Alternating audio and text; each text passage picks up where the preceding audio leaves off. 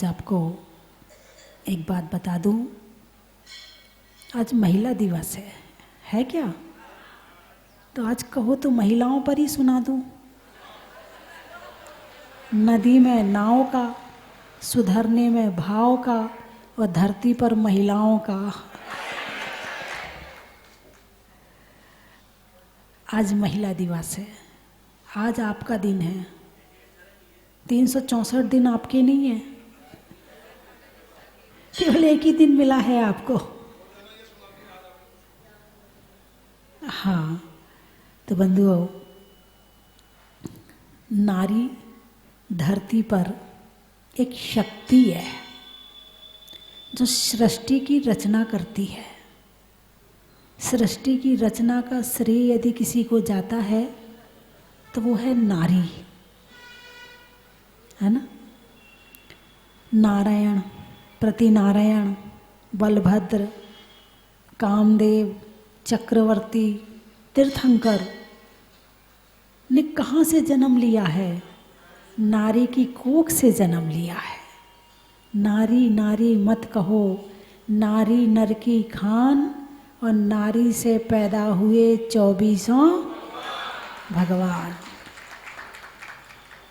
नारी चाहे तो हिमालय को हिला सकती है, नारी चाहे तो हिमालय को हिला सकती है, नारी चाहे तो मुर्दे को जिला सकती है, और नारी वो शक्ति है कि भगवान को गोदी में खिला सकती है, भगवान को गोदी में खिला सकती है।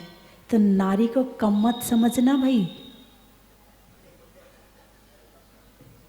एक मकान है, उसमें पुरुष रहता है, वो मकान है। वो घर कब बनता है? जब उसमें घरवाली होती है। जब तक घरवाली ना हो तो वो घर नहीं होता है। वो एक मकान तो हो सकता है, घर नहीं होता है। घर कब बनता है? जब उसमें घरवाली होती है, और घरवाली आती है तो फिर चौका भी लगता है। घरवाली आती है तो फिर पूजा भी होती है।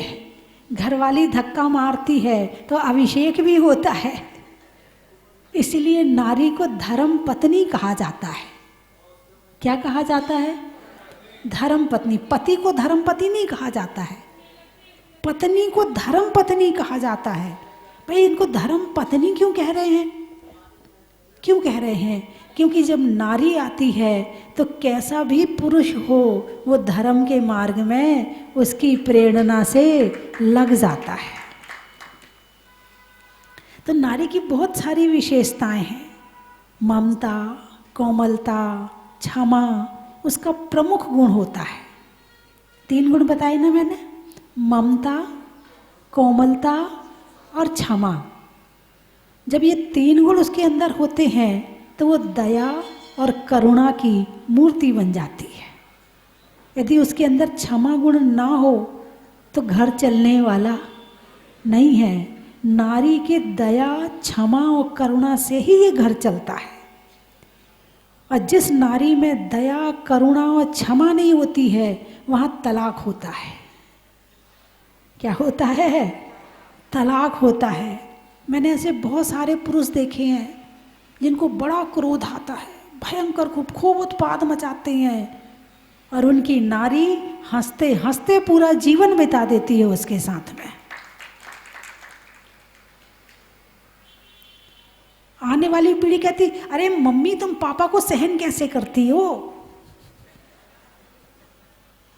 मैं होती तो कब की छोड़ के चली गई होती।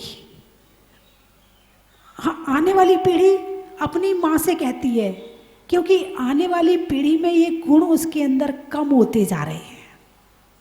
क्षमा कम होती जा रही है, करुणा कम होती जा रही है, दया कम होती जा रही है, ममता कम होती जा रही है। इसीलिए लड़ाई झगड़े बढ़ रहे हैं और घर टूट रहे हैं। और जब दया, करुणा और क्षमा होती है तो घर कभी भी टूटने वाला नहीं है। यदि प्रकृति ने नारी को कोमल बनाया है, मुलायम बनाया है, तो पुरुष को कठोर बनाया है। मुलायम की रक्षा कठोर ही कर सकता है। मुलायम की रक्षा मुलायम नहीं कर सकता है। एक बार की बात, एक प्रोग्राम चल रहा था तो एक जगह से 8-10 महिलाएं गाड़ी लेकर के आई थी। तो वो थोड़ा जल्दी मेरे पास आ गई, बोले माता जी थोड़ा सा दूर जाना हम लोगों को, हम लोग अकेले हैं ना, 10 महिलाएं, हम लोग अकेले हैं ना। कितनी महिलाएं हैं? 10। क्या कह रही हैं? ये प्रकृति का नियम है। कोमलता की रक्षा के लिए कठोर के हाथों में दी है। यदि कठोर ना हो तो कोमलता की रक्षा होने वाली नहीं है। हमारा दिमाग की नसें कितनी मुलायम है, कितनी पतली पतली नसें हैं। जैसे केले में रेसे होते ना, ऐसी पतली पतली नसें हैं दिमाग में, बहुत सारी हैं। और इस कोमलता की रक्षा के लिए ऊपर कठोर खोपड़ी लगा दी। अब कोई डंडा भी मारेगा तो पहले खोपड़ी झेलेगी, पहले दिमाग पे नहीं पड़ेगा। हेलमेट तो बाद में पहनाया जाता है, प्रकृति ने पहला हेलमेट खुद ही लगा दिया है।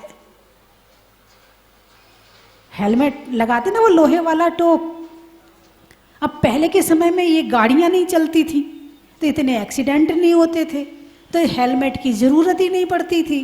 अब तुमने यदि गाड़ी बनाई है तो फिर हेलमेट की भी जरूरत पड़ गई है। तो कोमलता की रक्षा के लिए कठोर को बनाया, तो पुरुष को कठोर बना दिया, नारी को कोमल बना दिया। ये प्रकृति की व्यवस्था है।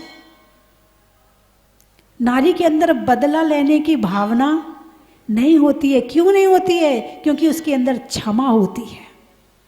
यदि पुरुष ने क्रोध कर भी दिया तो कोई बात नहीं, अपने तो है। यहाँ ये तक कहा जाता है कि पीहर की बात से पति की लात ज्यादा ठीक है। और जो पति का घर में सहन नहीं कर पाता फिर उसे पीहर का सहन करना पड़ता है। बोलिए ना, हैं? जब तक लड़की की शादी नहीं हुई है तब तक कोई बात नहीं है, और शादी होने के बाद में फिर वो घर आके रहने लगे। अरे तुम तो छोड़ो, अंजना सती के माता पिता ने उसको कह दिया था, बेटा जा, बिना सम्मान के आई है, मैं तुझे रखने वाला नहीं हूँ। एक राजा ने अपनी बेटी को घर से निकाल दिया था कि मैं तुझे शरण नहीं दूंगा। लेकिन आजकल के मम्मी पापा ज़्यादा लाड़ करते हैं ना, पहले से सिखा के भेजते हैं। पहले जब शादी होती थी तो लड़की को सिखाते थे, बेटा सबसे बाद में खाना, सबसे बाद में सोना, सबसे पहले उठना, और कोई दो कहे तो चुप रह जाना, सिखाते थे ना, हैं? और आजकल के क्या सिखाते हैं? सबसे पहले खाना, सबसे पहले सोना, और कोई दो कहे तो 10 सुनाना, और बात पड़ जाए तो चली आना वापस, हम देख लेंगे, फिर तो कानून है ना हमारे लिए, फिर चाहे उसका दुरुपयोग करना पड़े कानून का। आज से हमारी मतलब जो तलाक का रेशो है वो बढ़ता चला जा रहा। पहले 2% था, 3% था, 5% था, और अब तो 30 और 40% पे पहुंच गया ये रेशो। क्यों? क्योंकि सहनशीलता खत्म होती जा रही है। जैसे धरती होती है, धरती में गड्ढा करो, धरती में कूदो, धरती में मकान बनाओ, धरती कभी उफ भी नहीं करती है। तो एक नाम नारी का इसीलिए धरती के समान धैर्य रखा गया। धैर्य, क्या नाम रखा गया है? धैर्य। ये नारी का नाम है। जो धैर्य को रखने वाली है वो नारी है बंधुओं। लेकिन जब से विज्ञान विकसित हुआ है तब से नारियों में बहुत परिवर्तन आया है, और पूरे देश में बड़े दिमाग वाले लोग बैठे हैं कि हम अपने जैसा सामने वाले को कैसे बनाएं। पूरे देश में, अलग अलग देशों में पूरे वैज्ञानिक वहाँ बैठ के रिसर्च करते हैं कि भारत वालों को कैसे बदलना है, चीन वालों को कैसे बदलना है, हैं? जैसे कि मान लो यदि हमारी जो पुरानी नारियां हैं इनसे कहा जाए कि आप चूड़ी मत पहनो, मानोगी? नहीं मानोगी। आपसे कहा जाए मांग मत भरो, मानोगी? नहीं मानोगी। आपसे कहा जाए चेन मत पहनो, कान में मत पहनो, तो मानोगी? नहीं मानोगी। लेकिन उन्होंने बड़े दिमाग से काम लिया, विदेशियों ने बड़े दिमाग से काम लिया। उन्होंने कहा नहीं कि तुम ये मत पहनो, वो मत पहनो, तुम मानने वाली नहीं हो। उन्होंने स्कूल खोले यहाँ आकर के, और स्कूल में प्रतिबंध लगाया कि बिंदी नहीं लगाना, चूड़ी नहीं पहनना, कलावा नहीं बांधना, रक्षा सूत्र नहीं बांधना, गले में नहीं पहनना। उन्होंने पीढ़ी को संस्कारित किया। अब 25 साल बाद अब वो पीढ़ी जो बड़ी हो रही है, अब वो पहन नहीं रही है। ये संस्कार किसने दिए? विदेशियों ने दिए, और तुमने मान लिए। और ऐसे नहीं पैसा देके, फ्री में नहीं दिए उन्होंने, मोटा पैसा लेके फिर ये संस्कार देते हैं। और तुम इतने सीधे हो, इतने भोले हो, उसमें अपना स्टैंडर्ड समझते हो। अरे इसके यहाँ ना बिंदी नहीं लगाई जाती स्कूल में, अरे ना हाँ इसके यहाँ ऐसा नहीं किया जाता स्कूल में, रक्षा सूत्र नहीं माता जी, ये मेहंदी भी नहीं लगा सकती है, ये स्कूल में मेहंदी लगाने के लिए मना करते हैं, ये मेहंदी भी नहीं। तुमने सारी संस्कृति का नाश कर दिया। अपने हाथ से अपना पैसा देके तुमने अपनी संस्कृति का नाश कर दिया। अब वो लड़की जीवन में कभी मेहंदी नहीं लगाने वाली है, अब वो लड़की कभी जीवन में चूड़ी नहीं पहनने वाली है, अब वो लड़की कभी जीवन में बिंदी नहीं लगाने वाली है। और तुम एक कहोगी तो वो 4 और सुनाएगी, क्योंकि वहां से सिखा करके भेजा जाता है। और बच्चा होता है कच्चा घड़ा, जैसा सिखा दिया जाए वैसे ही बन जाता है। तुमने उस कच्चे घड़े को तुमने संस्कारित नहीं किया, उसे ऐसे स्कूल में भेजा कि जहां हमारी संस्कृति का नाश हो रहा है। और तुम बड़ा उसमें स्टैंडर्ड समझते। मेरी बेटी ना उसमें पढ़ती, सेंट पॉल में पढ़ती है, वहां उसने क्रिश्चियन ईसा मसीह, ये तो वो ये नहीं जानती भगवान महावीर कौन थे, वो ये जानती ईसा मसीह कौन थे। वो ये नहीं जानती कि भगवान महावीर की क्या शक्तियां हैं, वो ये जानती हैं कि ईसा मसीह हमारे लिए क्या क्या कर सकते हैं, जबकि कुछ ना करते हो, लेकिन श्रद्धा बिठा दी अंदर में ईसा मसीह के प्रति। अब वो बच्चा तुम्हारा जैन नहीं रहा, देखने में जैन है, तुम्हारे घर में रहता इसलिए जैन है, लेकिन श्रद्धा से वो ईसाई बन गया है। अब वो हिंदू भी नहीं रहा, अब वो जैन भी नहीं रहा, अब वो ईसाई बन गया। पढ़ा सकते हो। इस कानून का उपयोग करके ईसाइयों ने हमारी आधे से ज़्यादा पॉपुलेशन ईसाई बना दी, और हम इस बात को समझ ही नहीं पा रहे हैं। इस 25 साल बाद अब ये प्रतिफल देखने को मिल रहा है। जिस बच्ची को आपने ईसाई स्कूल में पढ़ाया, अब वो 25 साल के बाद जब शादी होती है, अब वो मांग ना भरे, चूड़ी ना पहने, तो तुम्हें दुख होता। ये दुख किसने दिया है? किसने दिया है? तुमने खुद लिया है। तुम्हें अपनी भाषा अच्छी लगती? हिंदी वाले स्कूल को क्या backward, Hindi school, Hindi medium है, इसमें कोई अपने बच्चे पढ़ाता है क्या? तुम किसका अपमान कर रही हो? किसका अपमान कर रही? अपनी हिंदी का, अपने देश की भाषा का अपमान कर रही हो। कर्नाटक में कहीं भी बोर्ड नहीं मिलेगा हिंदी वाला, अंग्रेजी वाला बोर्ड नहीं मिलेगा। कर्नाटक में आप चले जाओ, वहां लोग घृणा करते हैं, कहते हम कर्नाटक के हैं, हम कन्नड़ बोलेंगे, वो हिंदी नहीं बोलते। आप चीन में चले जाओ, यदि चीन में पढ़ाई करना हो तो यहाँ से पहले चीनी भाषा सीखता है वो लड़का। यहाँ से जो बच्चे जाते हैं तो पहले 6 महीना कोर्स करते हैं चीनी भाषा का, चाइना का, और वो कोर्स करके पढ़ के जाते, फिर वहाँ पढ़ाई करते हैं, क्योंकि वहाँ अंग्रेजी नहीं चलती है।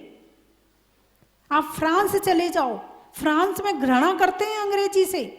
यदि तुम्हें अपना बच्चा वहाँ पढ़ाना हो तो यहाँ से वो फ्रांस लैंग्वेज सीखता है, फिर वो वहाँ पढ़ने जाता है। एक हिंदुस्तान ही ऐसी जगह है जहाँ हिंदी को छोटा और अंग्रेजी को बड़ा समझा जाता है। ये अपनी चीज़ को छोटा समझते हैं और दूसरे की चीज़ को बड़ा समझते हैं। ये लड़कियाँ हाफ पैंट हमारे भारत में नहीं पहनती थी, कहाँ पहनती हैं? पश्चिम में। अमेरिका कहाँ है? पश्चिम में। ये पाश्चात्य संस्कृति है। सूरज कहाँ डूबता है? पश्चिम संस्कृति कहते कि नहीं कहते इसे? पाश्चात का मतलब पश्चिम, तो पाश्चात पीछे वाली, पश्चात बाद में, जो सबसे बाद में है, वो हमें अच्छी लग रही है। हम पूर्व देश के रहने वाले, जहाँ भगवान महावीर हुए हैं, जहाँ पर 24 तीर्थंकर हुए हैं, हमें वो चीज़ अच्छी नहीं लग रही, हमें उनके ईसा मसीह अच्छे लग रहे हैं। आप भगवान महावीर को नहीं बताते तुम्हारे अपने बच्चों को भगवान महावीर के विषय में, लेकिन जैसे 25 दिसंबर आएगा तो उसे क्या बनाते हो? सेंटा कोल, सेंटा पोल, क्या बनाते मुझे तो पता ही नहीं है। धिक्कार है ऐसे लोगों को जो अपने अपने घर की चीज को बुरा कहते हैं और विदेशी की चीज को अच्छा कहते हैं। धिक्कार है।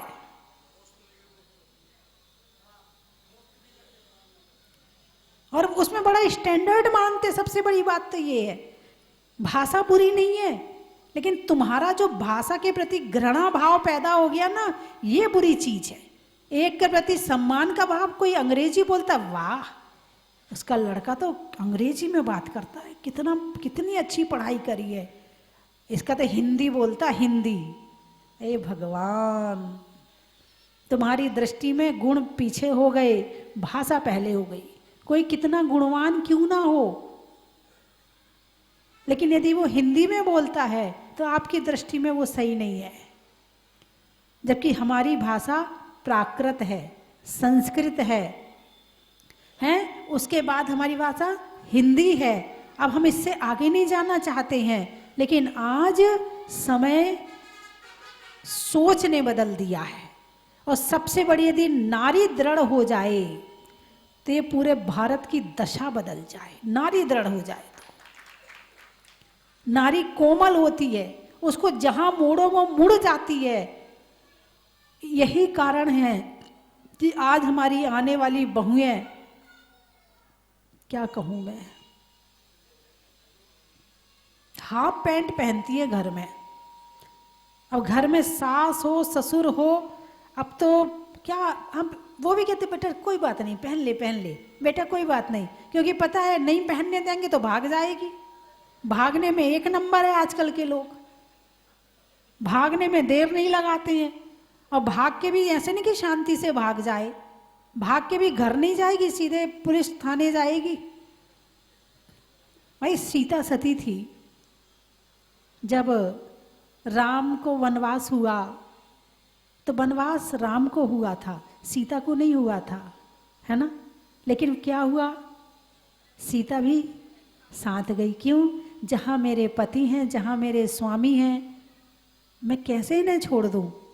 यदि कांटे में चलना होगा तो मैं इनके आगे आगे चलूँगी, और मखमल में चलना होगा तो मैं इनके पीछे चलूँगी।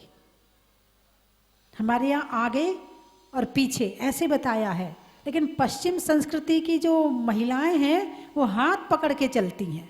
पता हाथ पकड़ने की जरूरत क्यों है? पता नहीं कब भाग जाए, इसलिए हाथ पकड़ने की जरूरत है।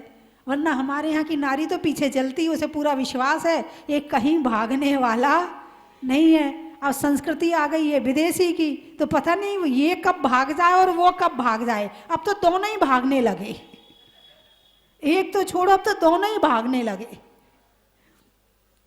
तो सीता जंगल गई, उसने जरा भी जाने में देर नहीं लगाई, खुद जिद करके गई। और आज के बेटे को यदि वनवास होता तो आज की सीता क्या करती? देखो जी, वनवास तो आपको मिला है, मुझे तो मिला नहीं है, तो आप जाओ, मोबाइल ले जाओ, बात कर लिया करूँगी, बैलेंस डलवा दिया करूँगी, रिचार्ज करवा दिया करूँगी, कोई ज़रूरत हो तो बता देना, सामान भिजवा दूँगी, मैं अपने पीहर जा रही हूँ। हैं एक और कोई किसी सिर फिरे ने कहीं लिखा था, बोले सीता जंगल पता है क्यों गई? बोले एक सांस से तो पटती नहीं है, उसकी तो 3-3 सांसें थी। बोले इससे अच्छा चलो भाई जंगल ही ठीक है। ऐसे ऐसे दिमाग वाले हैं, ऐसे ऐसे दिमाग वाले हैं कि बता नहीं सकते हैं। फिर उसके बाद जंगल गई, आपत्ति अभी खत्म नहीं हुई, रावण ने सीता का हरण कर लिया। अब आज की सीता होती और उसका हरण करते तो क्या होता? वो तो रावण के साथ मिल गई होती। अरे क्या सोने की लंका! अब मेरा वाला तो एक सोने का हार नहीं दिलवा पाता था, जंगल में रह रहा था, यहाँ तो पूरी सोने की लंका मिल गई है, पूरे डायमंड सेट और ये सेट और वो सेट और राजगद्दी सब कुछ मिल रहा। अरे छोड़ राम को, जंगल में रहने वाले, हाँ मैं ठीक हूँ, तेरे साथ ही सेट हो जाऊंगी आज की होती तो।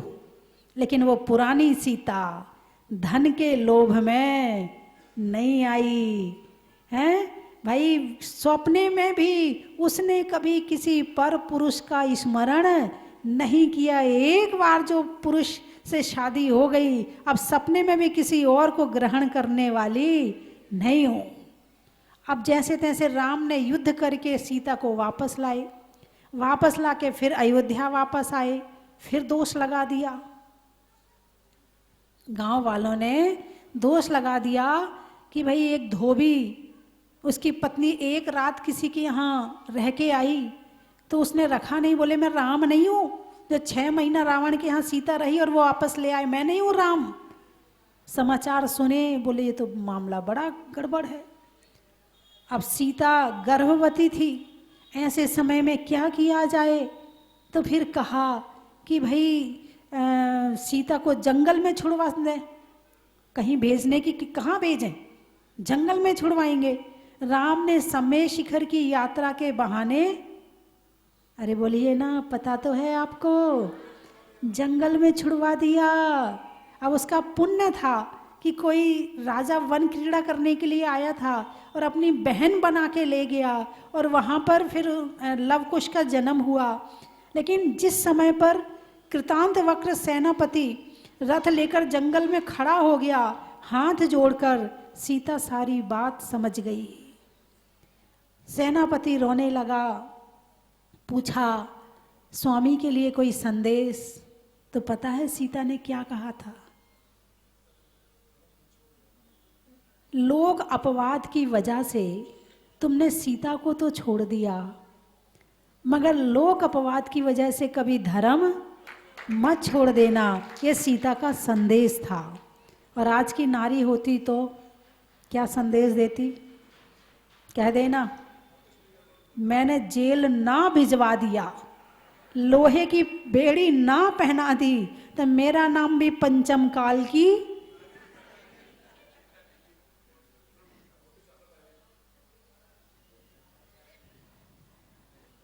बंधुओं, सीता हजार समस्याओं से लड़ी मगर कभी अपने धर्म को नहीं छोड़ा। यदि सीता को अपना आदर्श बनाया जाए तो शायद इस देश में शांति आए बिना नहीं रहेगी। और कैसे अपने बच्चों को संस्कारित किया, कैसे लव कुश को कैसे संस्कारित किया। बंधुओं, नारी चाहे तो घर को महाभारत बना दे और नारी चाहे तो घर को नरक बना दे और चाहे तो स्वर्ग बना दे। नारी के हाथ में है। हमारे गुरुजी हमेशा कहते थे, कभी पहले जब मैं चर्चा करती थी गुरुजी से, सब लोग बैठे होते थे कई बार, तो वैसे ही जैसे वो होती ना, जैसे वाद विवाद प्रतियोगिता, तो गुरुजी को बड़ा आनंद आता था। तो वो कहते थे पुरुष बहुत सीधा होता है, नारी चाहे तो उसे अपनी चुटकियों से, अपनी उंगली से घुमा सकती है। तो मैं कहती थी नहीं महाराज जी, आदमी बड़ा तेज होता है।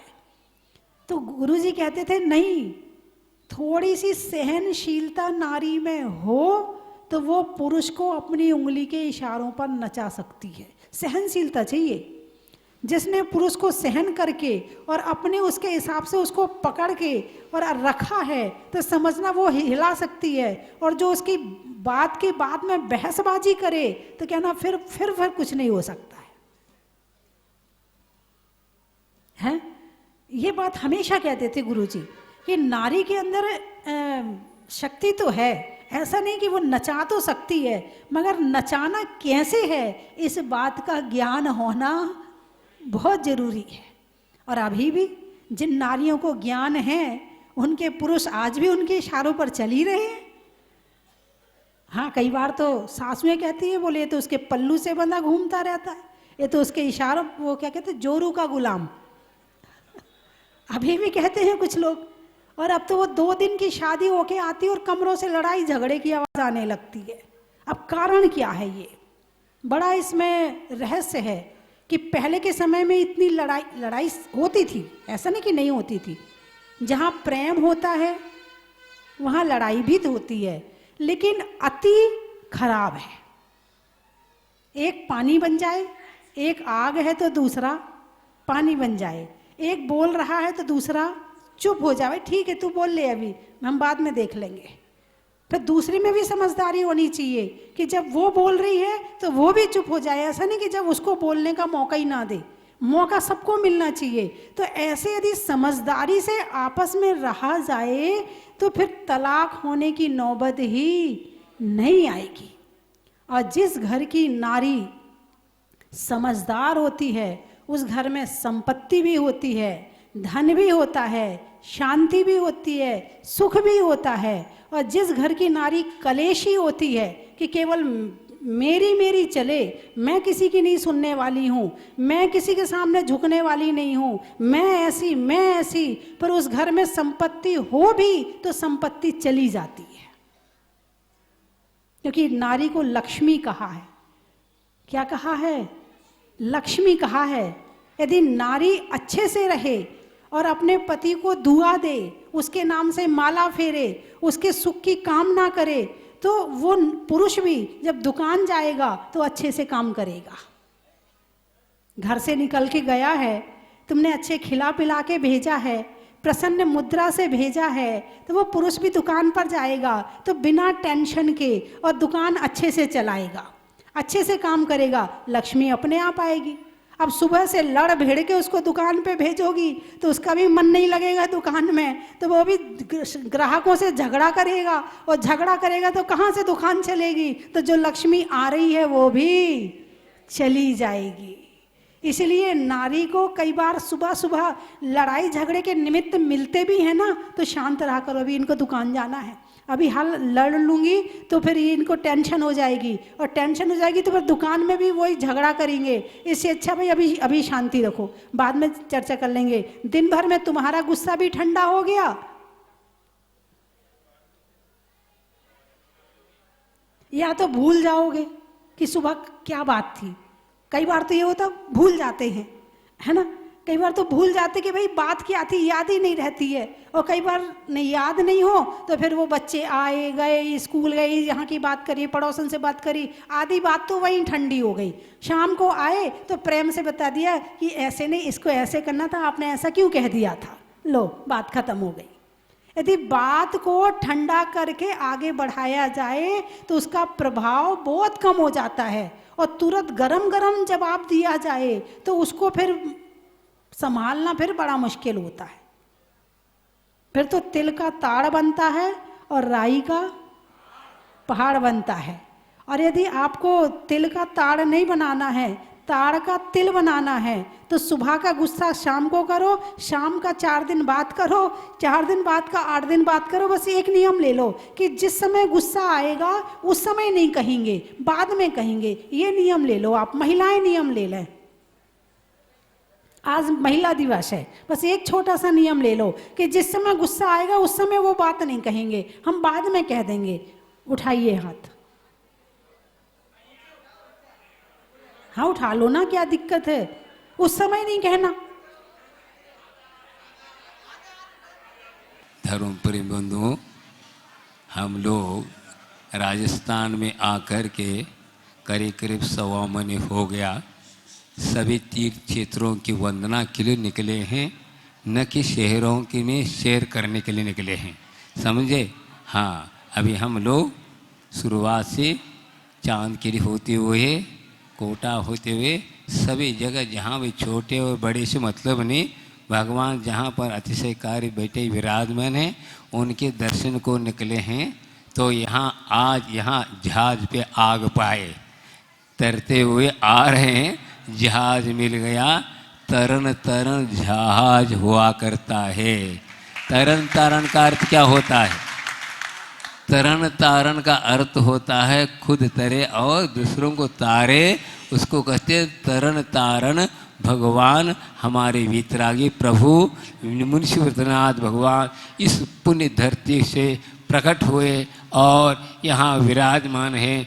तो सालों से हम सुन रहे थे कि जहाजपुर में यहाँ पर मुंशी व्रतनाथ भगवान का भूगर्भ से प्रकट हुए, ऐसे सुना और कई लोग यहाँ पर आ रहे थे। उन्हीं भावनाओं लेकर के आज हम लोग भी यहाँ दर्शनार्थ आए। दर्शन करके तबीयत खुश हो गई, शायद थकान मिट गई, सब आनंदित हुआ। बस ऐसे क्षेत्रों में ये वंदना करना बहुत बड़ी उत्कृष्ट सात्स्य पुण्य का अर्जन होता है। ऐसे भगवान विराजमान हैं, चतुर्थकालीन लगते, ऐसे भगवान की हम आराधना करने का सौभाग्य पुण्य भी चाहिए। हर व्यक्ति को पुण्य नहीं है जिसको हम क्या कर सकें, वंदना स्तुति और अर्चना उनकी कीर्तन गा सके, बड़ा पुण्य चाहिए। ये भी बहुत पुण्य है। तो आज हमें प्रकट हो रहे हैं, कलिकाल नहीं, आज भी हमें अच्छे कार्य भगवान विराजमान है। जहाँ पर पुण्यात्मा होते वहीं प्रकट होंगे, अन्यथा नहीं होंगे, पाप के कारण नहीं होते। लेकिन हम लोग कहते कलिकाल कोई चीज़ नहीं, पंचम काल कोई चीज़ नहीं, काल तो शुद्ध है भाई। आप जानते हैं 2 द्रव्य अशुद्ध है, बाकी सब शुद्ध द्रव्य हैं। तो ऐसी चीज़ में काल पंचम काल में है, ऐसा वैसा नहीं है। एक काल पर आरोपित किया जा रहा है, जिस काल में पापात्माएं जन्मते उसका नाम पंचम काल है। जय मुनि सुव्रतनाथ, जय मुनि सुव्रतनाथ, जय मुनि सुव्रतनाथ, जय मुनि सुव्रतनाथ। माया मोह का फैला दलदल, कष्टों के मंडराए बादल, भक्तों की पीड़ाएं हर दो, निज आत्म शुद्धि का वर दो। कृपा करो तुम करुणा सागर, सुख से भक्ति की भर दो गागर। कंचन की थाल को सजाओ रे आज, रत्नों की थाल को भर लाओ रे आज। आओ आओ करे रे गुणगान आरती भगवन की, आओ आओ करे गुणगान आरती भगवन की। आओ आओ करे रे गुणगान आरती भगवन की।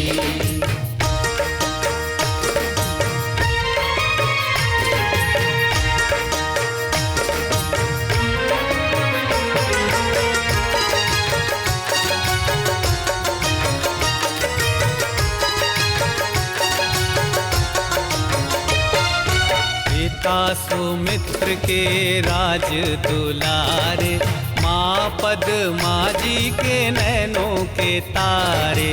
पिता सुमित्र के राज दुलारे, माँ पद्मा जी के नैनों के तारे। राजगृही में जन्म लियो आप, राजगृही में जन्म लियो आप। आओ आओ मनाए खुशी आज आरती भगवन की। आओ आओ करे रे गुणगान आरती भगवन की। आओ आओ करे रे गुणगान आरती भगवन की।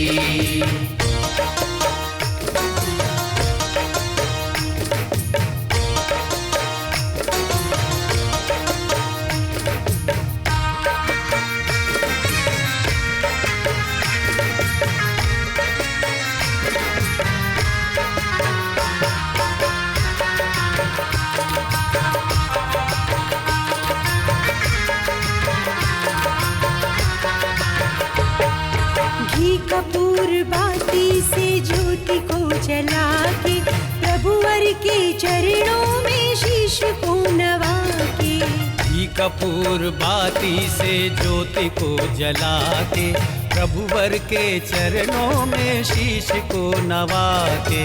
प्रभुवर की आरती में झूम झूम के, प्रभुवर की आरती में झूम झूम के। आओ आओ करे मिलके आज आरती भगवन की। आओ आओ करे रे गुणगान आरती भगवन की। आओ आओ करे रे गुणगान आरती भगवन की।